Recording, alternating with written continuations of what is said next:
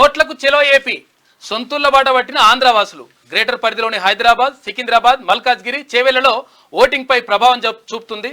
రాష్ట్ర వ్యాప్తంగా 25 నుంచి 30 లక్షల మంది ఏపీ ఓటర్లు ఉన్నారు. బస్సులు, రైళ్లలో సీట్లు ఫుల్ అయిపోయినాయి.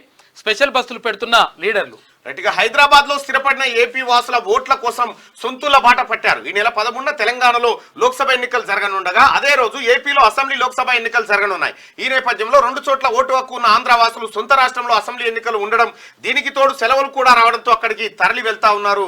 ఇక ఏపీ సెటిలర్స్ ఓట్లు హైదరాబాద్ లో ఎవరైతే ఉన్నారో 2 రాష్ట్రాల్లో ఓట్లు ఉన్నటువంటి వ్యక్తులు ఇక్కడ ఓటు కాకుండా అక్కడ ఓటేసేందుకు అవకాశం చూపిస్తా ఉన్నారట.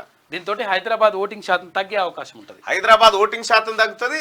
అది ఇంకొక విషయం ఏంటంటే అందులో ముఖ్యంగా ఆ ఏపీలో కూటమి ఏదైతే ఉందో బీజేపీ, జనసేన, ఆ తర్వాత తెలుగుదేశం పార్టీ, ఆ సానుభూతి పరులంతా ఇక్కడి నుంచి అక్కడ పోతురు. ఒకవేళ వాళ్ళు ఇక్కడ ఉంటే కొంత భారతీయ జనతా పార్టీకి పోయేది.